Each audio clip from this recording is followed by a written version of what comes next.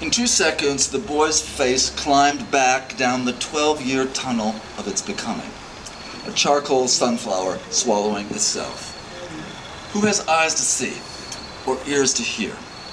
If you could see what happens fastest, unmaking the human irreplaceable, a star falling into complete gravitational darkness from all points of itself, all this, the held, loved body into which entered milk and music, honeying the cells of him, who sang to him, stroked the nap of the scalp, kissed the flesh knot after the cord completed its work of fueling into him the long history of those whose suffering was made more bearable by the as yet unknown of him, playing alone in some unthinkable future city, a Cleveland, whatever that might be.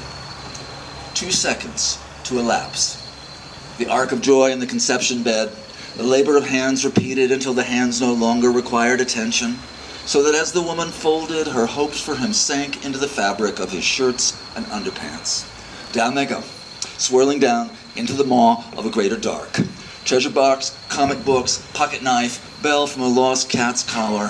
Why even begin to enumerate them when behind every tributary poured into him comes rushing backward all he hasn't been yet?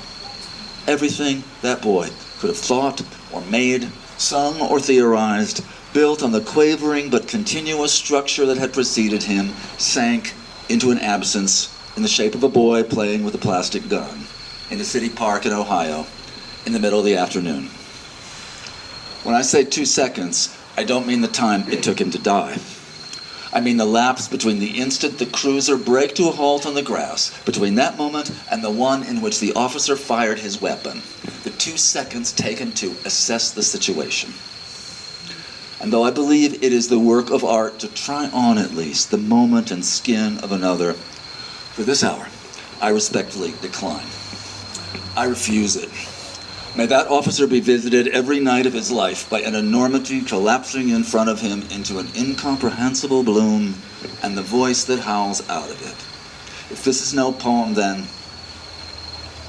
But that voice, erased boy, beloved of time, who did nothing to no one and became nothing because of it, I know that voice is one of the things we call poetry. It isn't to his killer he's speaking.